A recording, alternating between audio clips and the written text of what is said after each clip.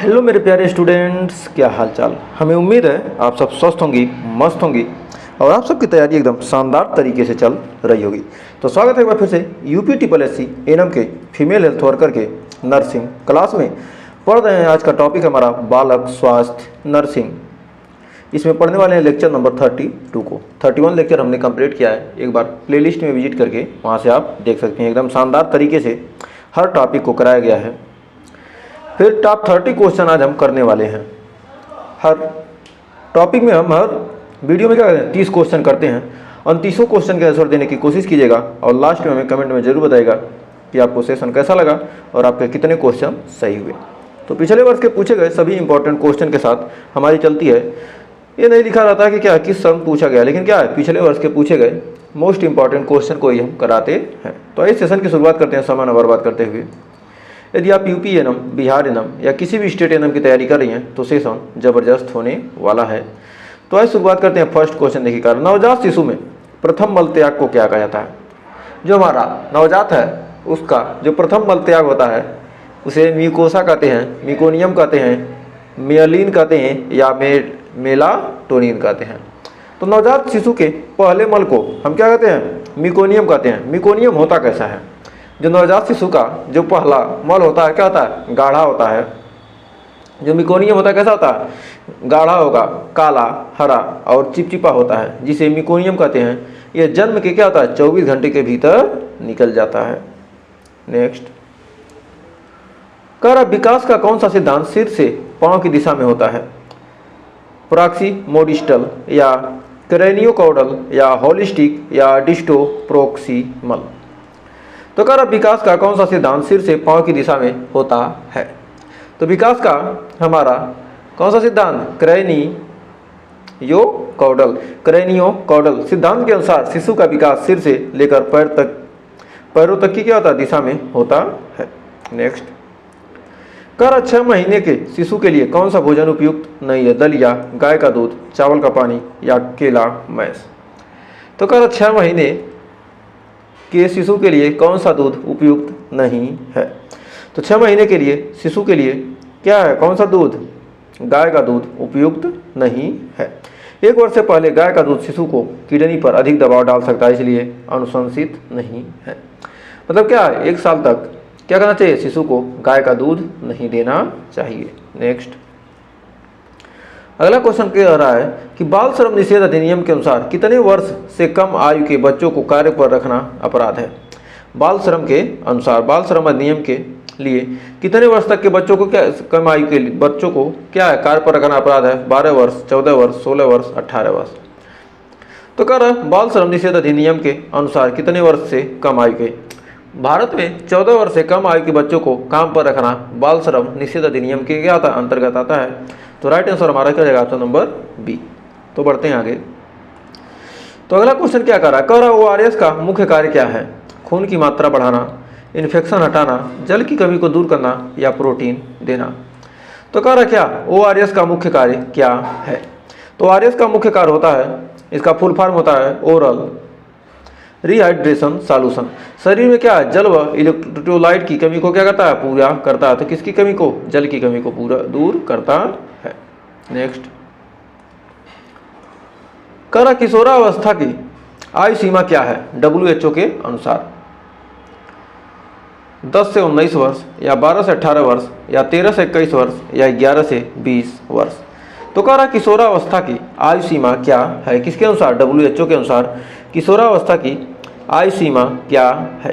तो WHO के अनुसार किशोरावस्था की आयु सीमा हमारा 10 से 19 वर्ष। तो बढ़ते हैं आगे। कह रहा पोलियो किस प्रकार का संक्रमण है, फंगल, वायरल, बैक्टीरियल या पैरासाइटिक। तो कह रहा है पोलियो किस प्रकार का संक्रमण है। तो पोलियो हमारा किस प्रकार का संक्रमण है, हमारा राइट आंसर हो जाएगा ऑप्शन नंबर बी, वायरल संक्रमण। पोलियो एक वायरल रोग होता है जो पोलियो वायरस के कारण होता है और यह पक्षाघात उत्पन्न कर सकता है। नेक्स्ट, कह रहा कुपोषण से सबसे पहले कौन सा अंग प्रभावित होता है, यकृत, फेफड़ा, त्वचा, मस्तिष्क। तो कुपोषण से सबसे पहले कौन सा अंग प्रभावित होता है? तो हमारा राइट आंसर है ऑप्शन नंबर डी, मस्तिष्क। कुपोषण से हमारा सबसे पहले मस्तिष्क प्रभावित होता है। प्रारंभिक अवस्था में कुपोषण मस्तिष्क के विकास को क्या कहता है? प्रभावित करता है। यह कब होता है? खास करके 5 वर्ष से पहले। नेक्स्ट, कर विटामिन ए की कमी से कौन सा रोग होता है? रिकेट्स, स्कर्वी, वर्णांधता होना चाहिए, ए वर्णांधता या नक्तांधता लिख दिया है, बेरी। तो कौन सा होता है? विटामिन ए की कमी से होने वाला रोग हमारा क्या है? वर्णांधता या नक्तांधता, कहीं दे दे तो नक्तांधता भी हो सकता है। तो क्या रात में दिखाई न देना क्या कहते हैं? इसे कहते हैं रतौंधी या नाइट ब्लाइंडनेस, यानी ऑप्शन नंबर सी हो जाएगा हमारा सही। नेक्स्ट, और विटामिन डी की कमी से कौन सा हमारा हो जाएगा? विटामिन डी, कौन सा? रिकेट्स।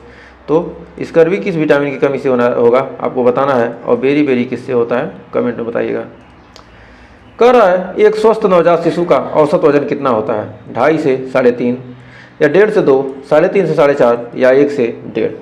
तो हमारा कह रहा है एक स्वस्थ शिशु का, नवजात शिशु का औसत वजन कितना होता है? तो नवजात शिशु का औसत वजन होता है 2.5 से 3.5 kg के बीच। समान रूप से एक स्वस्थ शिशु का वजन क्या माना जाता है? 2.5 से 3.5 kg के बीच माना जाता है। नेक्स्ट, कर बीसीजी का टीका कब दिया जाता है?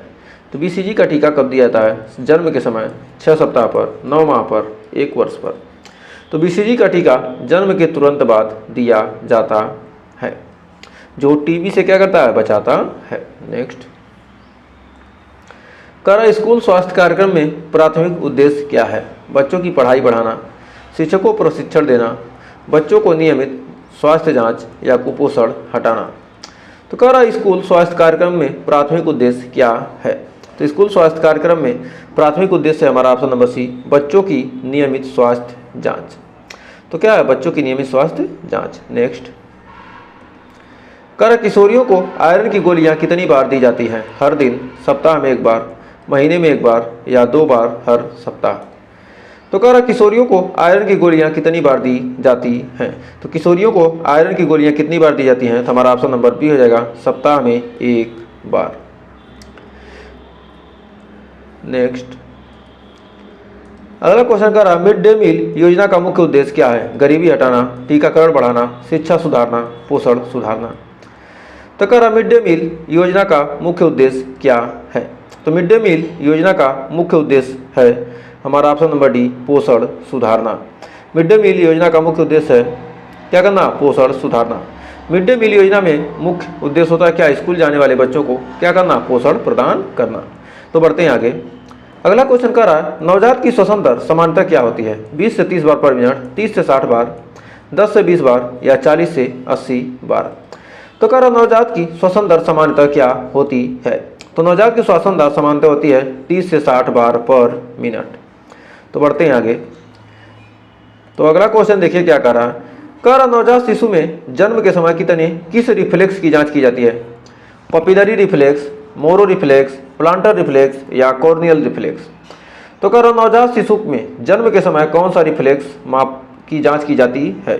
तो नवजात शिशु में जन्म के समय मोरो रिफ्लेक्स की जांच की जाती है। मोरो रिफ्लेक्स एक समान नवजात रिफ्लेक्स है जो जन्म के बाद कुछ हफ्तों तक रहता है और इसकी अनुपस्थिति न्यूरोलॉजिकल समस्या क्या करती है? दर्शाती है। नेक्स्ट, कारण निम्न में से कौन सी बीमारी एमएमआर वैक्सीन से रोकी जाती है? पोलियो, मलेरिया, खसरा, डेंगू। तो एमएमआर वैक्सीन से रोके जाने वाली हमारी बीमारी है खसरा। खसरा को एमएमआर वैक्सीन से बचाता है।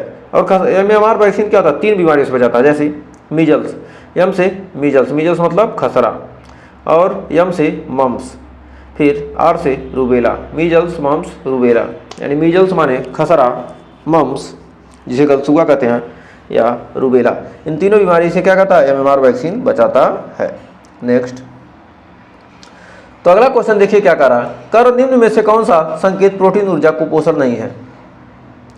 Edema, skin peeling, hair discoloration या हाई ब्लड प्रेशर। तो निम्न में से कौन सा संकेत क्या है? प्रोटीन ऊर्जा कुपोषण का नहीं है। तो कौन सा संकेत प्रोटीन ऊर्जा कुपोषण का नहीं है? तो हमारा ऑप्शन नंबर डी हो जाएगा, हाई ब्लड प्रेशर। प्रोटीन ऊर्जा कुपोषण में ब्लड प्रेशर समस्या या निम्न होता है या न कि उच्च। नेक्स्ट कह रहा है बालकों में दस्त का प्रमुख कारण कौन सा है? बैक्टीरियल संक्रमण, जलवायु परिवर्तन, वायरल संक्रमण, टीकाकरण। तो कह रहा है बच्चों में बालकों में दस्त का प्रमुख कारण कौन सा होता है? तो बालकों में दस्त का प्रमुख कारण होता है वायरल संक्रमण, यानी ऑप्शन नंबर सी हो जाएगा राइट। रोटा वायरस समेत कई वायरस बच्चों में दस्त का क्या होते हैं? मुख्य कारण होते हैं। नेक्स्ट कर नवजात शिशु में नाल से रक्तस्राव का मुख्य कारण क्या हो सकता है? विटामिन के की कमी, हीमोग्लोबिन अधिक होना, कैल्शियम की कमी, प्रोटीन की अधिकता। तो कह रहा नवजात शिशु में नाल से रक्त स्राव का मुख्य कारण क्या हो सकता है? नवजात शिशु में नाल से रक्त स्राव का मुख्य कारण हो सकता है विटामिन के की कमी। तो विटामिन के की कमी से नवजात में रक्त स्राव हो सकता है, जिसे न्यूबॉर्न हेमोरेजिक डिजीज कहते हैं। नेक्स्ट कर किशोरों में मानसिक स्वास्थ्य समस्या की शुरुआत आमतौर पर किस आयु में होती है? 5 वर्ष, 10 वर्ष, 14 वर्ष या 19 वर्ष। तो कह रहा किशोरों में मानसिक स्वास्थ्य समस्या की शुरुआत आमतौर पर किस आयु में होती है? तो किशोरों में मानसिक स्वास्थ्य समस्या किस आयु में आमतौर पर होती है? तो हमारा ऑप्शन नंबर सी हो जाएगा 14 वर्ष। तो WHO के अनुसार अधिकांश मानसिक स्वास्थ्य समस्याओं की शुरुआत किशोरावस्था में 14 वर्ष के आसपास में होती है। नेक्स्ट कह रहा पोलियो वैक्सीन किस मार्ग से दी जाती है? अंतःशिरा, त्वचा के नीचे, मुख द्वार, मांसपेशियों में। तो कह रहा पोलियो वैक्सीन किस मार्ग से दी जाती है? तो पोलियो वैक्सीन किस मार्ग से दी जाती है? तो हमारा ऑप्शन नंबर सी हो जाएगा मुख द्वारा। मुख द्वारा पोलियो वैक्सीन दी जाती है। नेक्स्ट कह रहा विटामिन डी की कमी से कौन सी बीमारी होती है? Rickets, scurvy, anemia, thalassemia. तो विटामिन डी की कमी से कौन सी बीमारी होती है? तो विटामिन डी की कमी से हमारा होता है रिकेट्स। ऑप्शन नंबर ए हो जाएगा राइट। इसमें क्या हो जाती हैं? हड्डियाँ कमज़ोर हो जाती हैं। विटामिन डी की कमी से क्या होती है? हड्डियाँ कमज़ोर होती है, जिसे क्या कहते हैं? रिकेट्स। नेक्स्ट कर IMNCI कार्यक्रम किसके लिए लागू हो गया है? वृद्धजन, बालक और नवजात, गर्भवती महिलाएं या किशोर। तो कह रहा IMNCI कार्यक्रम किसके लिए लागू किया गया है? IMNCI कार्यक्रम हमारा बालक और नवजात शिशु के लिए लागू किया जाएगा। IMNCI का फुल फॉर्म होता है I से इंटीग्रेटेड, M से मैनेजमेंट ऑफ, N से neonatal and childhood illness. Integrated management of neonatal and childhood illness नवजात और बच्चों की बीमारियों के प्रबंधन के लिए। नवजात एवं बच्चों की बीमारियों के क्या करना? प्रबंधन के लिए जो कार्यक्रम है किसके लिए लागू किया गया? बालक और नवजात के लिए। तो बढ़ते हैं आगे। कर नवजात को स्तनपान कब शुरू कराना चाहिए? 6 घंटे बाद, 12 घंटे, 24 घंटे या 1 घंटे के भीतर। तो हमारा राइट आंसर हो जाएगा 1 घंटे के भीतर। नवजात को स्तनपान क्या करना चाहिए? WHO और यूनिसेफ दोनों नवजात को जन्म के 1 घंटे के भीतर स्तनपान कराने की क्या करते हैं? सलाह देते हैं। नेक्स्ट कर किशोर स्वास्थ्य कार्यक्रम का प्रमुख उद्देश्य क्या है? केवल पोषण देना, केवल शिक्षा देना, शारीरिक, मानसिक और सामाजिक स्वास्थ्य का विकास या केवल रोजगार देना। तो कह रहा किशोर स्वास्थ्य कार्यक्रम का प्रमुख उद्देश्य क्या है? किशोर स्वास्थ्य कार्यक्रम का प्रमुख उद्देश्य क्या है? तो हमारा ऑप्शन नंबर सी हो जाएगा शारीरिक, मानसिक और सामाजिक स्वास्थ्य का विकास। शारीरिक, मानसिक और सामाजिक स्वास्थ्य का विकास। शारीरिक, मानसिक और सामाजिक स्वास्थ्य का विकास। नेक्स्ट कह रहा बच्चों के लिए न्यूनतम प्रोटीन की आवश्यकता क्या है? 1 से 3 वर्ष, 5 ग्राम पर डे, 15 ग्राम पर डे या 20 ग्राम पर डे या 10 ग्राम पर डे। तो कह रहा बच्चों के लिए न्यूनतम प्रोटीन की आवश्यकता क्या है? तो बच्चों के लिए न्यूनतम प्रोटीन की आवश्यकता है 1 से 3 वर्ष के बच्चों को क्या करना? 10 ग्राम प्रोटीन क्या है? जरूरी है, यानी ऑप्शन नंबर डी हो जाएगा पर दिन। नेक्स्ट करा कौन सा टीका जन्म के 6 सप्ताह पर दिया जाता है? BCG, OPV, MMR, JE। तो OPV जो फर्स्ट है, OPV फर्स्ट कब दिया जाता है? ओरल पोलियो वैक्सीन बच्चों को 6 सप्ताह की उम्र में दिया जाता है। नेक्स्ट करा अंगूठा चूसने की आदत सामान्यतः किस उम्र तक ठीक मानी जाती है? 2 वर्ष, 3 वर्ष, 4 वर्ष, 5 वर्ष। बच्चा अंगूठा चूस रहा है तो कब तक क्या माना जाता है? सही माना जाता है।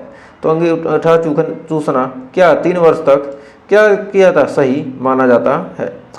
अंगूठा चूसना 3 वर्ष की उम्र तक समानता माना जाता है। उसके बाद यह आदत दांतों और जबड़ों को क्या कर सकती है, प्रभावित कर सकती है। नेक्स्ट कह रहा बालकों की देखभाल में प्रमुख 4D में से एक क्या सही नहीं है। प्रमुख 4D में से क्या है, एक सही नहीं है, डिजीज, डेवलपमेंट, डिस्टरबेंस या डिफिशियंसी।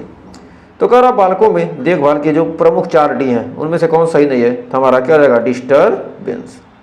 कह रहा बाल स्वास्थ्य में 4D होते हैं, बालक के स्वास्थ्य में क्या होते हैं, 4D होते हैं, disease, deficiency, development delays and disability disturbance. इनमें शामिल क्या होता है, डिसेबिलिटी होती है, लेकिन क्या होता है इसमें डिस्टरबेंस क्या होता है, डिसेबिलिटी होती है न कि डिस्टरबेंस। तो हमारा क्या डिस्टरबेंस क्या शामिल नहीं है। तो हमें उम्मीद है ये 30 क्वेश्चन आपको अच्छे से क्लियर हो गए होंगे। तो 30 में आपने कितने क्वेश्चन सही किए हैं हमें क्या करना है, आपको कमेंट में बताना है। और सेशन पसंद आया तो सेशन को लाइक शेयर करके चैनल को क्या कर दीजिए, सब्सक्राइब ज़रूर कर दीजिए, क्योंकि ऐसे ही शानदार सेशन आपको मिलते रहेंगे। तो आज के लिए बस इतना ही, मिलेंगे नेक्स्ट वीडियो में कुछ और क्वेश्चन के साथ, कुछ और टॉपिक के साथ। तब तक के लिए टेक केयर।